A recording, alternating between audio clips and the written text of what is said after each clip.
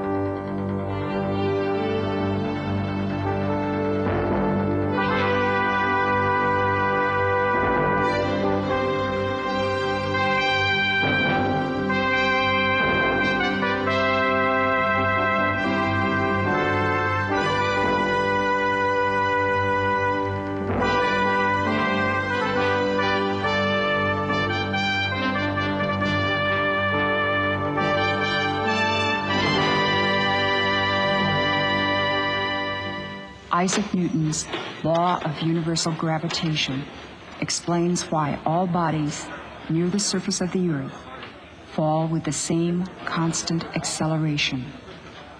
Newton's law explains why the apple, but not the moon, falls from the sky.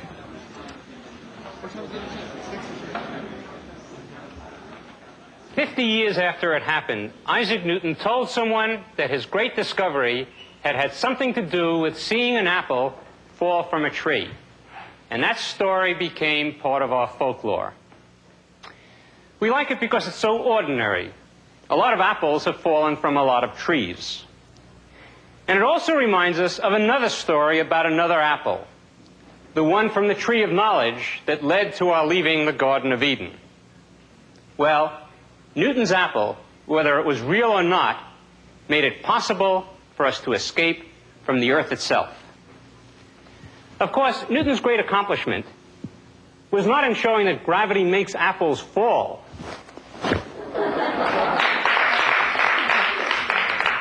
You polish that for me. Of course, everyone always knew that. His great accomplishment was in showing precisely and mathematically that the same laws that explain why the apple falls also explain why the moon stays in the sky. That explanation was the key to the universe as it was then understood. The details are difficult and important, and we'll get to them, but not today. Today, I want to explain to you how he first reasoned the problem through and how he proved he was right. It all came down to a 20th of an inch. You might say it was the first 20th of an inch of our voyage to the moon.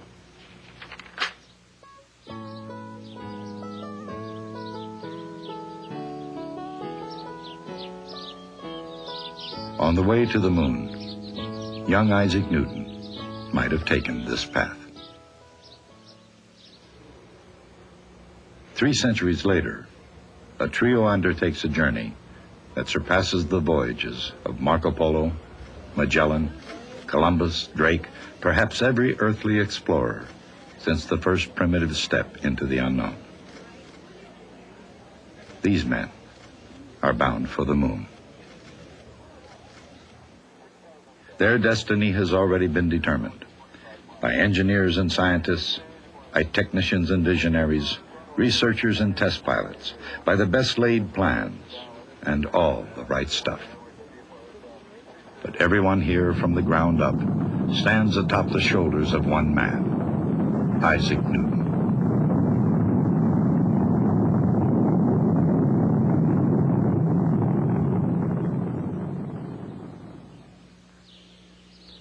If an apple really played a role in Newton's law of gravity, it must have done so on the fields of Lincolnshire. Of course, history is written with many such ifs. For example, if Newton hadn't returned to his family farm at Woolsthorpe Manor, he might not have discovered anything. Anything, that is, beyond the infamous Black Plague of London. In 1665 and 1666, its daily toll was darkened with figures almost too grim to recount, because the plague was almost too horrible to imagine. The infections were epidemic, malignant, contagious nearly beyond human control, a disease transmitted from rats to fleas, and from fleas to every walk of British life. The plague could destroy 9 out of 10 human beings. Cambridge, the university community about 50 miles from London, was not spared such dreaded visitations. There, the Black Death could have claimed Isaac Newton. But in 1665, he headed for the hills of Lincolnshire. And in that bucolic setting, Isaac Newton lived to solve some great mysteries of the universe. To see the world as it really is, Newton had to approach it along a revolutionary path. To reach a totally new understanding of the universe, it would take a worldview deeper and broader than the familiar vistas of the English countryside. He was only 22 years old, and for someone with only an undergraduate degree to his credit, indeed for a young fellow who'd never traveled farther afield than Cambridge, the universe was an enormous challenge. Intellectually, a revolution was already afoot, and its seeds had been planted by Nicholas Copernicus. Professor of mathematics, doctor of medicine, scholar of canon law in the Roman Catholic Church, Nicholas Copernicus single-handedly laid the foundation for modern astronomy. At the turn of the 16th century, after having studied at the University of Krakow in his native Poland, Copernicus lectured in Rome.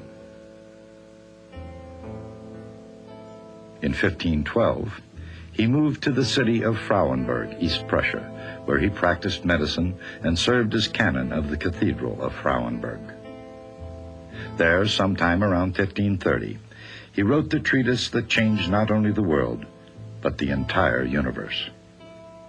He wisely dedicated his work, The Revolution of Heavenly Orbs, to Pope Paul III, and he prudently withheld publication until he lay near death in 1543. But he'd made his point, the Copernican system, and no power on earth could suppress it forever. Based on ancient astronomical data, the Copernican system was in some ways only a minor improvement over the Ptolemaic system. Both viewpoints were, to a large extent, based on the philosophy of Aristotle, particularly the ancient Greek mandate that all heavenly motions were perfect circles. And therefore, like countless astronomers before him, Copernicus used epicycles to explain the apparent deviations from uniform circular motion.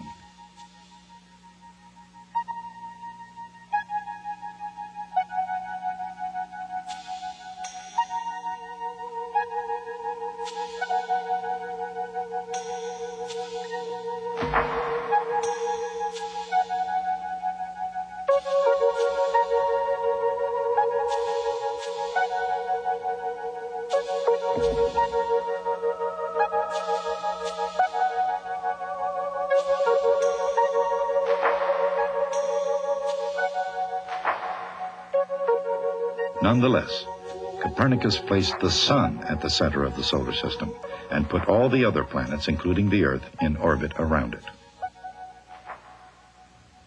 And thus Nicholas Copernicus did the spade work. Some viewed it as dirty work for Galileo Galilei. In the Renaissance, the Copernican system was a clear and present danger, but only in theoretical terms. Even if astronomers had wanted to oppose the Aristotelian views of the Church, none could prove the planets orbited the sun. And besides, none tried. None, that is, until Galileo turned his intellect to the task.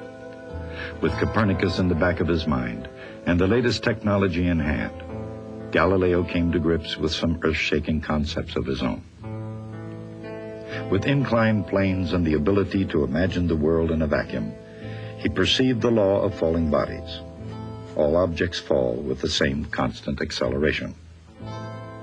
At the same time, imagining a world without friction, These experiments led Galileo to another profound idea, the law of inertia. On a smooth horizontal plane, a rolling ball would never come to rest. Like all objects on Earth, it would retain its motion unless something altered its course.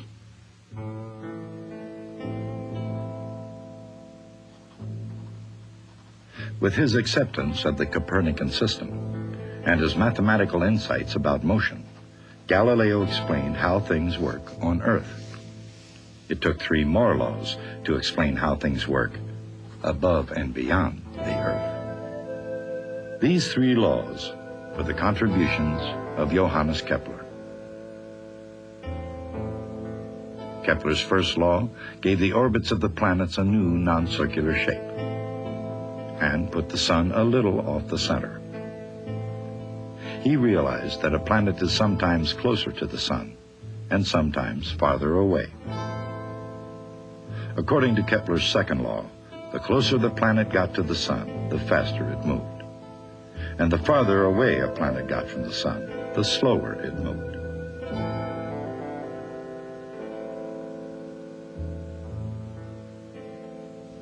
His third law said that the larger a planet's orbit, the longer it took to go around.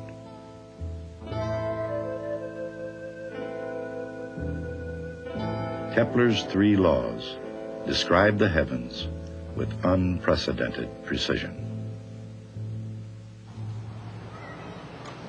In a field investigated by Copernicus, Galileo, and Kepler, Newton began to unearth the still buried secrets of the universe, not only of the heavens, but those which remained hidden within his own planet. Giants before Isaac Newton had explained the how of heaven and earth. Now it was his turn to rise and to explain the why. Before Newton, no one knew why all bodies fall at the same rate, nor why the moon orbits the earth, nor why the earth orbits the sun in a precise path at a precise rate. Before Newton, probably nobody even imagined these phenomena were related. So it fell upon young Isaac Newton to create a new science to unite heaven and earth. But once again, if an apple ever played a role here, its role was secondary.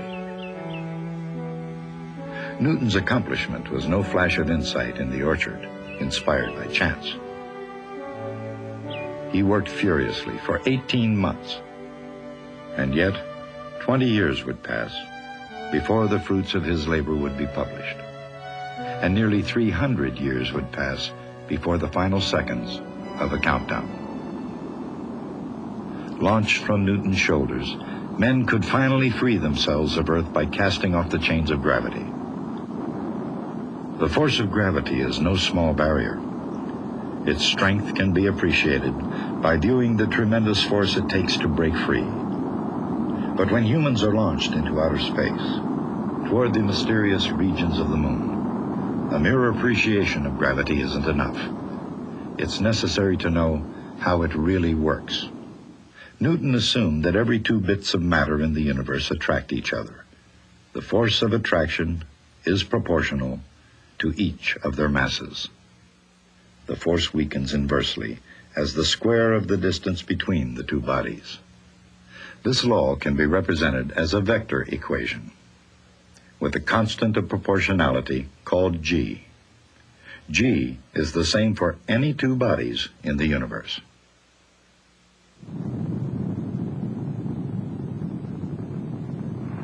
I told Michael you guys are up there, and he said, who's driving? That's a good question. I think Isaac Newton's doing most of the driving right now. Since the force of gravity on the moon is less than it is on Earth, everything on the moon weighs less than it does back home. Things fall more slowly, even though there's almost no atmosphere on the moon. But still, all bodies, even a hammer and a feather, fall at the same rate. Why? Newton's law. It says there's a force between any 2 particles of mass anywhere in the universe. Therefore, every particle of mass in the astronaut is attracted by every particle of mass in the moon. What's the net effect of all these forces added together? Each body attracts the other as though all of its mass were concentrated at its center of mass. The force the Earth's gravity exerts on an apple, for example, is minus g times the mass of the apple times the mass of the Earth, divided by the square of the distance from the center of the apple to the center of the Earth.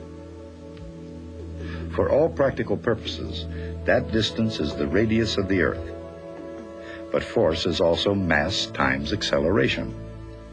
So when made equal, the mass of the apple cancels from the equation, leaving an acceleration that doesn't depend on the mass of the apple.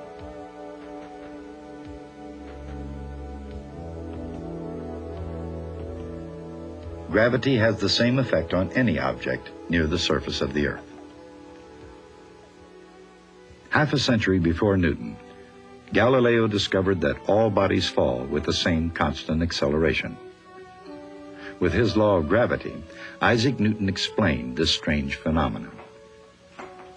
The acceleration of any falling body on the Earth is little g. It's equal to the universal gravitational constant, big G, times the mass of the Earth divided by the square of the radius of the Earth.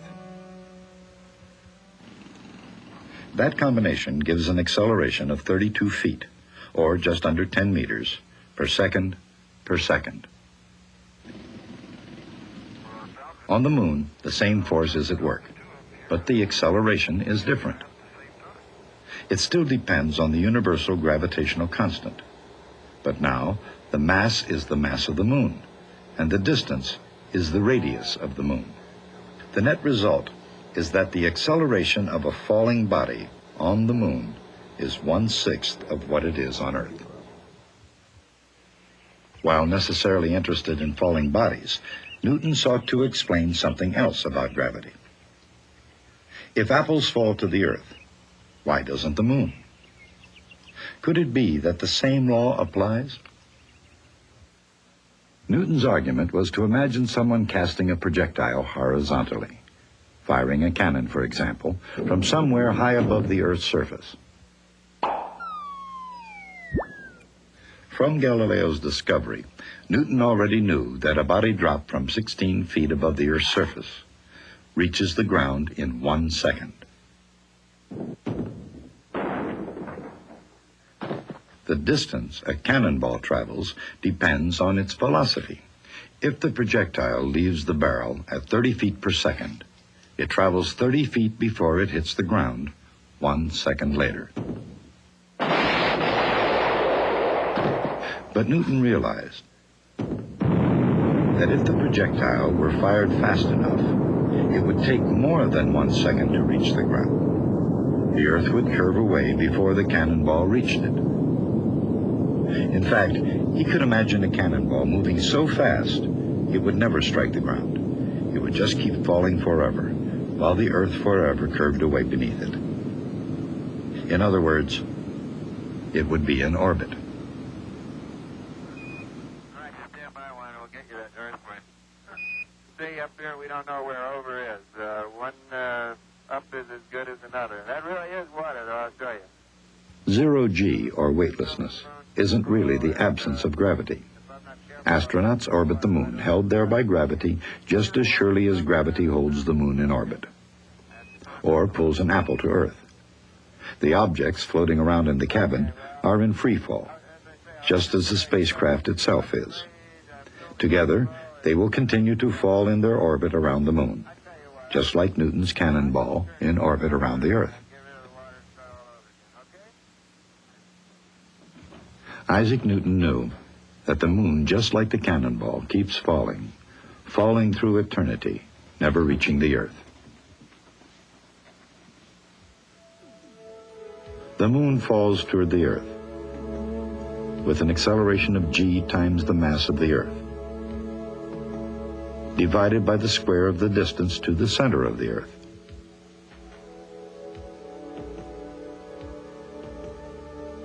The formula is the same as the one for the apple or any other body on Earth. except that now the distance isn't the radius of the Earth.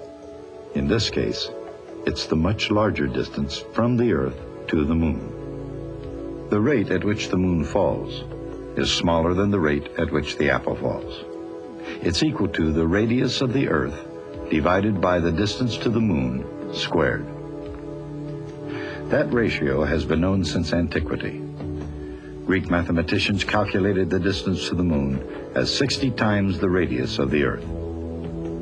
The Moon should fall more slowly than the apple by a factor of 60 squared, or 3,600. Since an apple falls 16 feet in 1 second, Newton concluded that each second the Moon should fall a distance of 16 feet divided by 3,600. That distance is 1/20th of an inch. That was the prediction made by Isaac Newton's theory of gravity. The next crucial step was to compare theory to reality. In other words, the question facing Newton was, how far does the Moon actually fall every second? How could he deduce the answer from what he knew about the Moon's orbit? He knew the Moon goes around the Earth in a nearly circular orbit, and he knew it takes about 1 month to make the trip. According to the law of inertia, the Moon doesn't want to travel in a circle.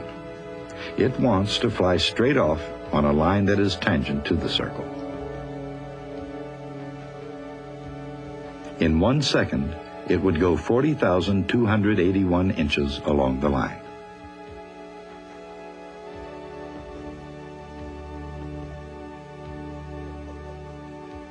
By following the circle, the Moon is actually falling. That is to say, it's falling away from the line and toward the center of the Earth. This is the distance the Moon falls in 1 second. By the Pythagorean theorem, Rm squared plus d squared equals the sum of Rm and Sm squared. So d squared equals 2Rm Sm plus Sm squared, a quantity so small it's safe to ignore. Given the size of Rm and d, Sm is 1/20th of an inch. For the world at large, how enormous that 1/20th of an inch would turn out to be. That bodies would fall forever under the influence of gravity had been proved by an astounding agreement between theory and observation. The proof, that 1/20th of an inch, would explain, in practice as well as theory, Galileo's mysteries of falling bodies and the heavenly motions of Johannes Kepler. Yet marvelous as this secret was, another 20 years would pass before Newton would share it with the world.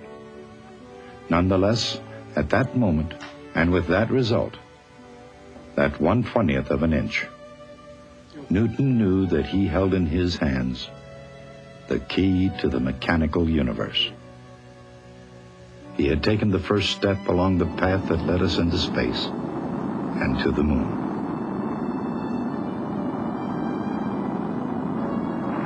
I told Michael you guys are up there, and he said, who's driving? That's a good question. I think Isaac Newton's doing most of the driving right now. Come in. According to Newton's universal law of gravity, the gravitational force between any two objects is proportional to the product of their masses and inversely proportional to the square of the distance between them. Newton's law explains why all bodies fall with the same acceleration near the surface of the Earth. When combined with the law of inertia, it explains the orbit of the Moon and the motions of all heavenly bodies.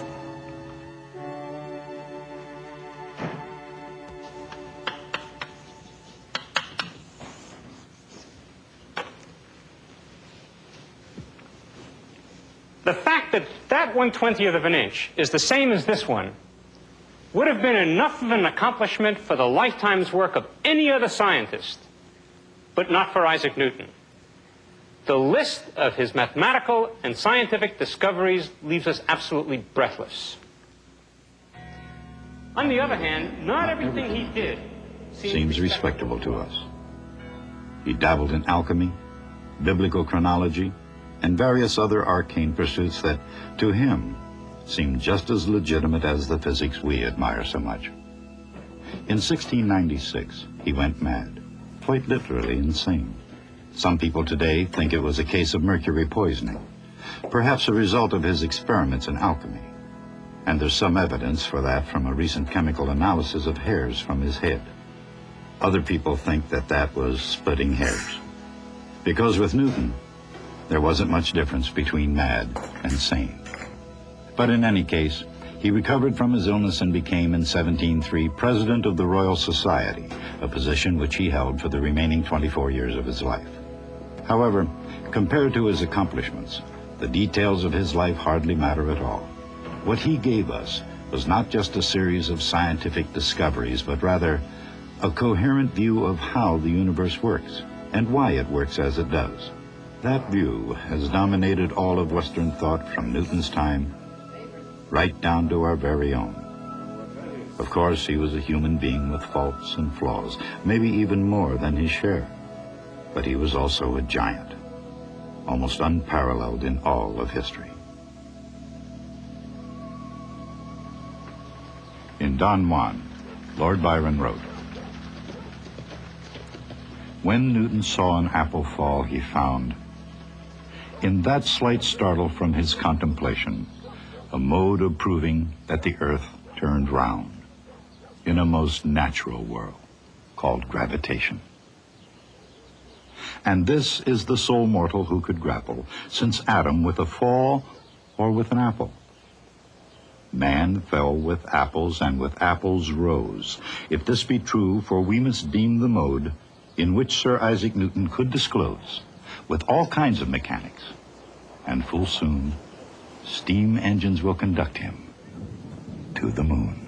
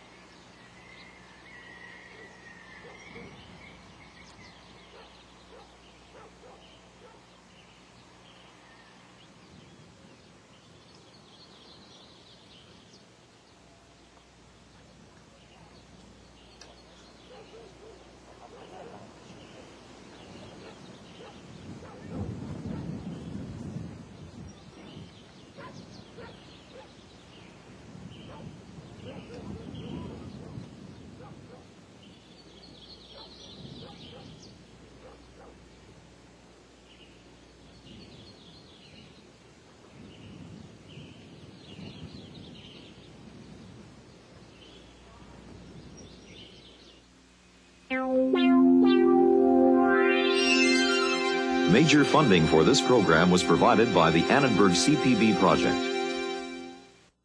You can take a video course for credit, or teach one. You can buy these programs on video cassette, and our print and audio materials. You can join in our workshops, or learn more about math and science education reform. Talk to us. The Annenberg CPB Projects. www.learner.org. 1-800-LEARNER.